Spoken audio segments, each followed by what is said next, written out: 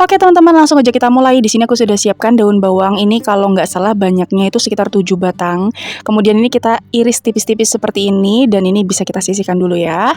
Lanjut, di sini aku sudah siapkan 2 batang sosis. Ini opsional, boleh diganti dengan kornet atau bakso atau yang lainnya, atau bahkan boleh diganti dengan ayam suwir ya teman-teman. Lanjut aja, kita siapkan mangkuk dan pecahkan 3 butir telur. Aku pakai yang ukurannya sedang. Untuk jumlah telur itu benar-benar fleksibel, terserah teman-teman mau pakai 1, 2, 3, 4, terserah aja. Dan untuk seasoningnya ada lada bubuk, kaldu bubuk, kemudian ada garam. Untuk takarannya kembali lagi disesuaikan dengan selera dan telur yang teman-teman pakai. Supaya rasanya lebih enak, di sini aku menambahkan bubuk kari. Bubuk karinya aku pakai yang mereknya ini.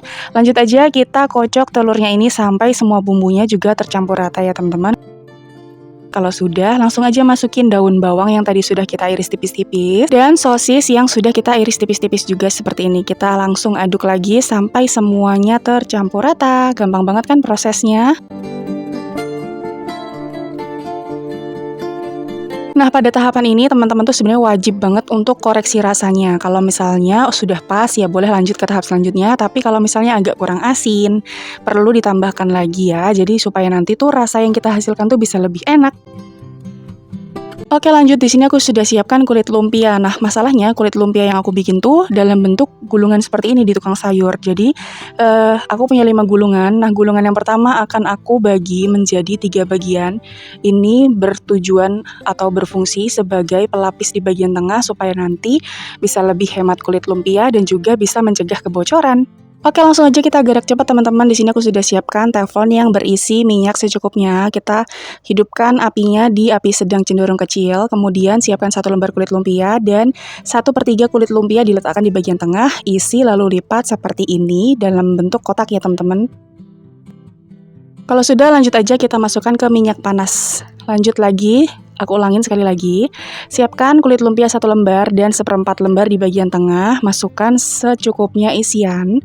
Kemudian kita gerak cepat supaya telurnya tidak bocor kemana-mana. Dilipat seperti ini lalu dimasukkan ke minyak yang panas. Prosesnya gampang banget, apalagi kalau misalnya teman-teman yakin kulit lumpianya ini aman, tidak bocor, sebenarnya boleh pakai 1 lembar. Atau kalau misalnya mau yang lebih tebal, teman-teman boleh langsung pakai 2 lembar ya. Kalau misalnya untuk yang hemat-hemat, kita pakai cara yang seperti ini. Nah, di sini aku akan membuat martabak telurnya sebagai stok untuk digoreng nanti-nanti. Tapi kan karena telurnya mentah nih teman-teman, jadi kita harus menggorengnya setengah matang dulu. Jadi di sini aku bikin yang setengah matang. Caranya gampang banget seperti ini. Terus kita gorengnya tidak langsung matang, tapi dia hanya sampai bagian telurnya sudah agak kokoh dan kulitnya juga sudah berubah agak kekuning-kuningan seperti ini ya teman-teman. Karena kita masak martabak telur itu bagian dalamnya masih mentah banget, jadi harus rajin dibolak-balik seperti ini supaya nanti bagian dalamnya bisa matang sempurna. Dan kemudian kalau sudah agak kekuningan, sudah dirasa di bagian dalamnya sudah matang, ini boleh kita angkat. Jadi ini aku menggorengnya setengah matang ya teman-teman, karena nantinya akan aku simpan di kulkas untuk stok cemilan. Jadi nggak langsung digoreng semua. Oh iya, buat teman-teman yang baru aja mampir ke channel YouTube aku, minta tolong subscribe-nya dan juga nyalakan lonceng notifikasinya supaya nanti kalau aku upload video terbaru, teman-teman gak ketinggalan. Kalau sudah, terima kasih.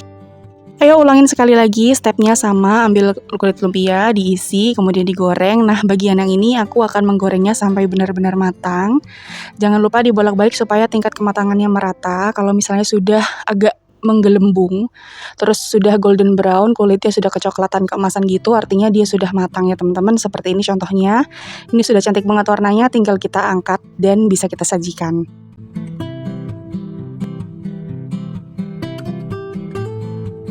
Oh iya, di sini aku juga mencontohkan, ini adalah martabak yang sudah aku simpan dan untuk digoreng kedua kalinya. Jadi, anggap saja ini stok frozen food ya teman-teman. Setelah disimpan di kulkas, bisa kita panaskan seperti ini. Jadi lanjut digoreng sampai dia kulitnya crispy, tapi di dalamnya juga tetap lembut ya.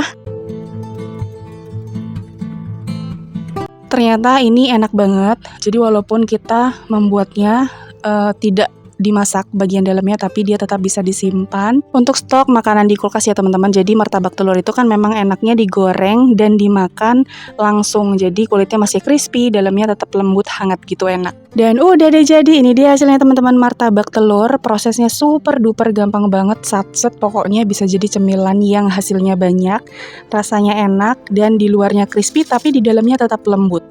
Seperti ini hasilnya, bagian dalamnya dia matang sempurna, lembut banget, enak.